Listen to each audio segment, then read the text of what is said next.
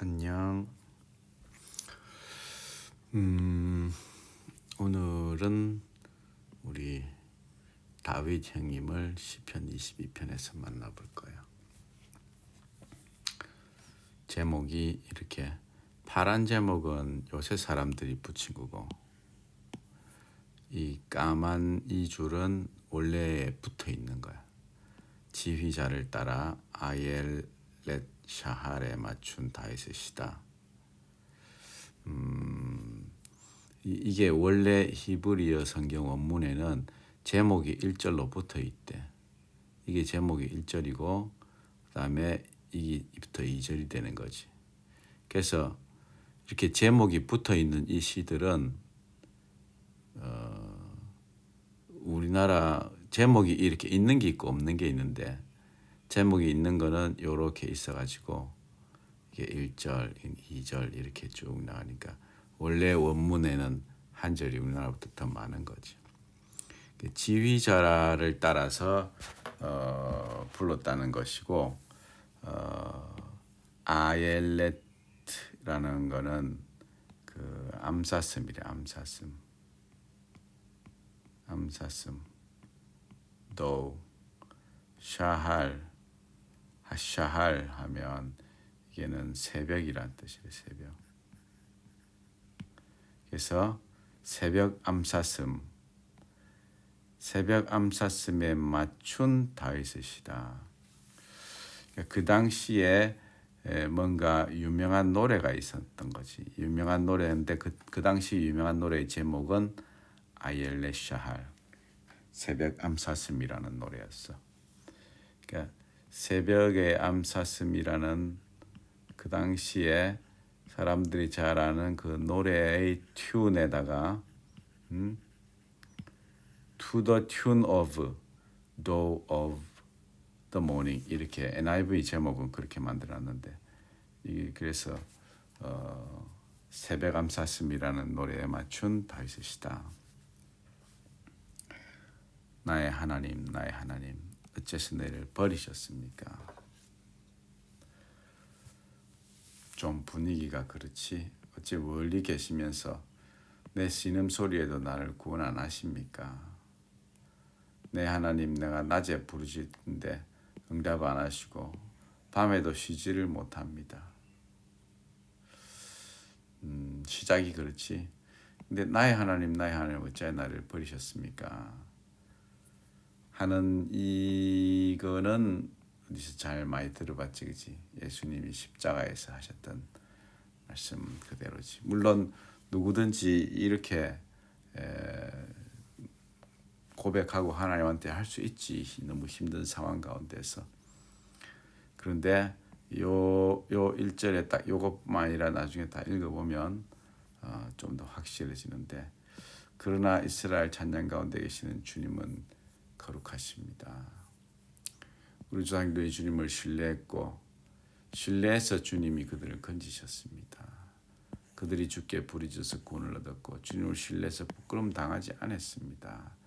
조상들이 그리 했다는 얘기인데, 이 다윗 때에 지어진 시편이라 여기서 말한 조상들은 이제 다윗 이전의 조상이겠지. 다윗 이전에 뭐 아브람, 이삭, 야곱 쭉 해서 사사들, 모세 사사들, 처음 왕이 사울이었으니까 이제 사울 때 다윗이 아주 많이 힘들었지.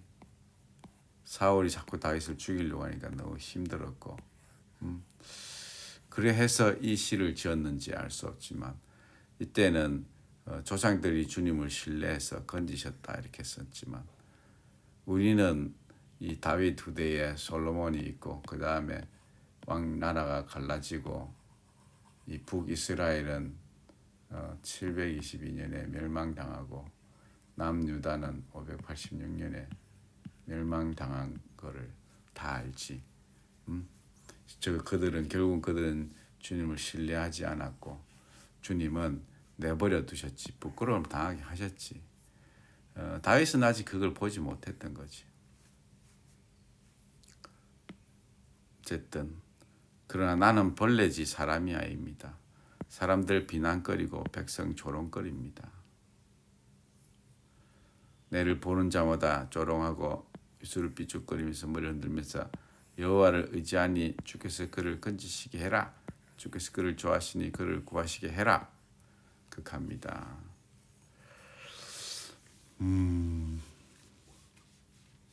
이 부분을 봐도 조금 분명해지는 것. 이게 그가 여호와를 의지하니 주께서 그를 건지시게 해라. 이 말씀도 딱 십자가 앞에서 있었던 말씀이거든. 사람들이 이렇게 비난하고 조롱하고 하는 이런 것까지 다 머리를 흔들면서 참으로 주께서 나를 태에서 나오게 하시고 엄마 가슴에서 내를 안전하게 하셨습니다. 날 때부터 주님께 맡긴 바 됐고 내 어머니 태에서부터 주님은 내 하나님입니다. 내한테서 너무 멀리 계시지 마세요. 하늘이 가깝고 돕는 사람이 아무도 없습니다. 도와주세요. 수많은 황소가 나를 에워싸고 바산의 힘센 소들이 나를 둘러싸고 찢고 부르짖는 사자같이 그것들이 그 입을 열었습니다.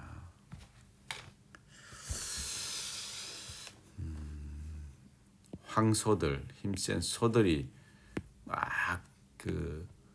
소들이 막 있는데 딱 한 사람을 완전히 둘러싸고 있다면 이게 엄청나겠지, 그지? 모든 사람들이 죽이려고 하는. 사실은 뒤쫓는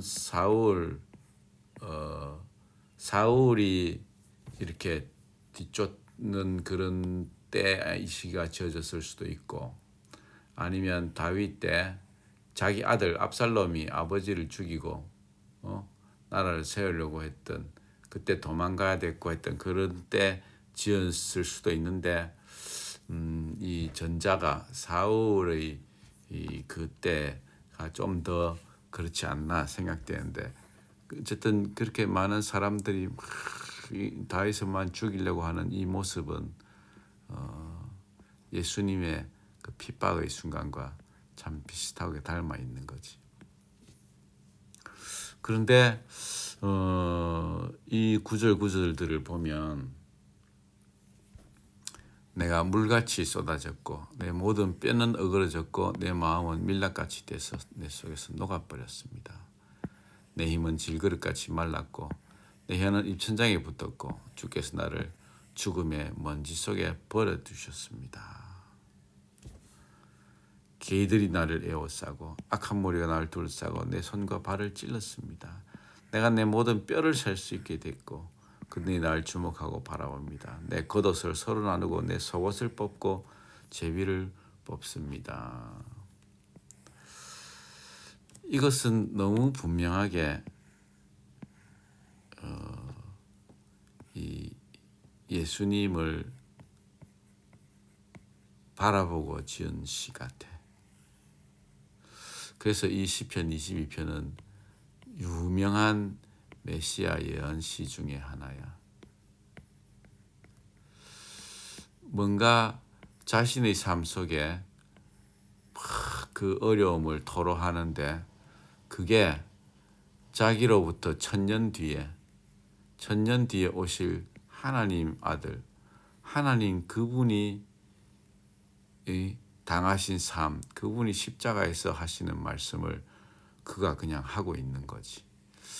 우리는 알 수 없는 천년의 갭을 뛰어넘는 것이지만 하나님은 이 다윗을 통해서 다윗의 삶 속에서 예수 그리스도를 녹여내고 있으신 거지. 내일 계속 보자.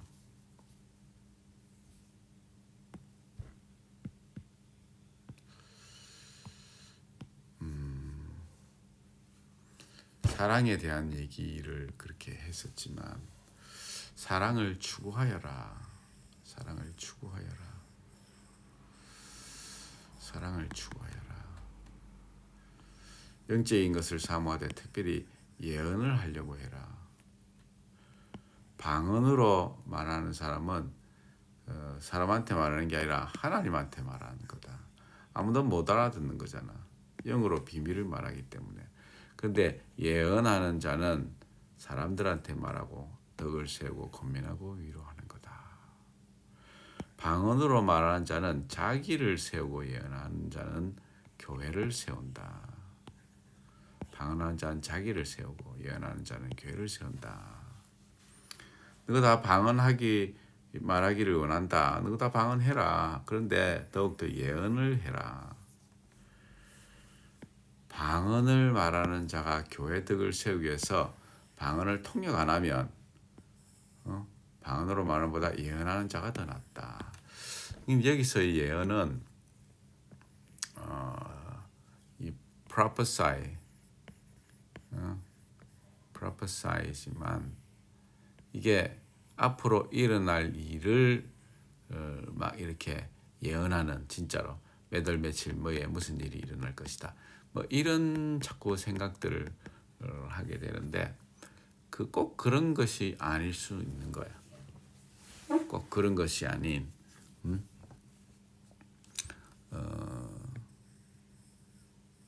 이 하나님 어떤 분이신지 말씀을 잘 이해하고 그것을 사람들에게 잘 설명해 주면서 하나님을 잘 깨닫게 하는 어떤 그런 것이 예언이라고 표현되기도 하는 거예요. 그거는 이제 아빠 얘기는 아니고 예언에 대해서 주석가들이나 또는 그 권위 있는 사람들이 하는 말들인데 예언을 꼭 그런 식으로만 이해하지 않는 거지.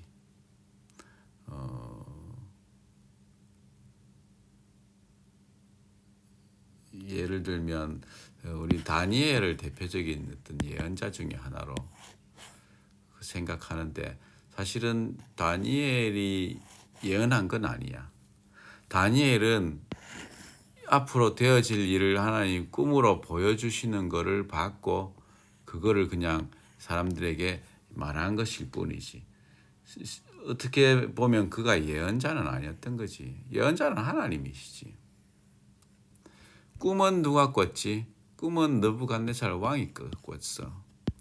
느부갓네살 이 왕이 꿈을 꾸었고 그 꿈에는 그런 비밀이 담겨 있어서 하나님 그 꿈을 해석하는 능력을 주셨는데 그 해석하는 그 능력이 예언이라고 불리워지는 거지. 하나님이 이런 의미를 가지고 하나님이 이런 뜻으로 내 삶에 이런 꿈을 주셨고 이렇게 일하실 것이다. 그러니까 사실 앞으로 일어날 일에 대한 건 하나님만 하시는데 물론 어떤 선지자의 경우에는 실제로 예언을 한 그런 경우 있기도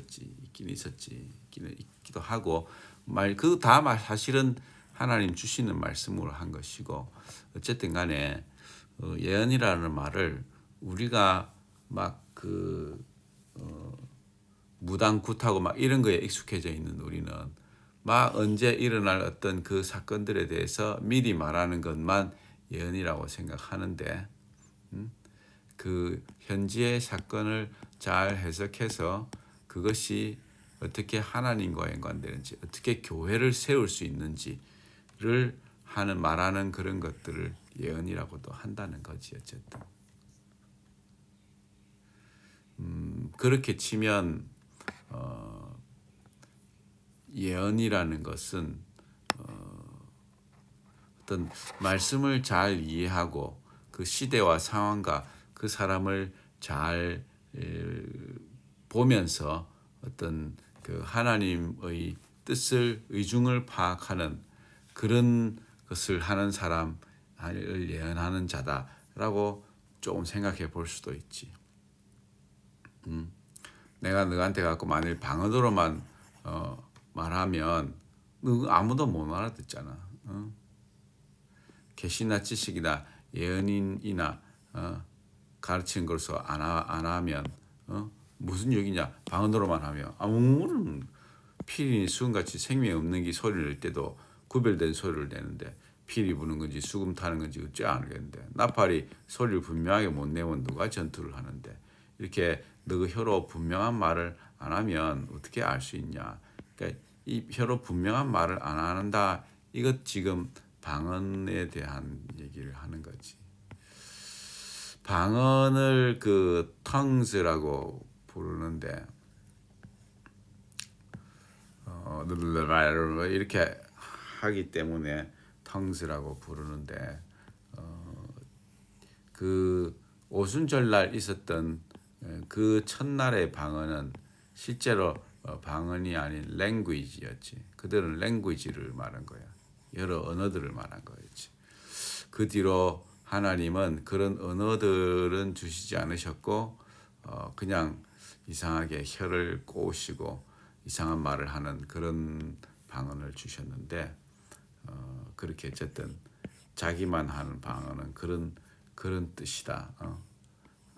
성령의 은사를 사모하는 자 교회덕을 세우기 위해서 풍성해지를 구해라. 오늘 여기까지 할게.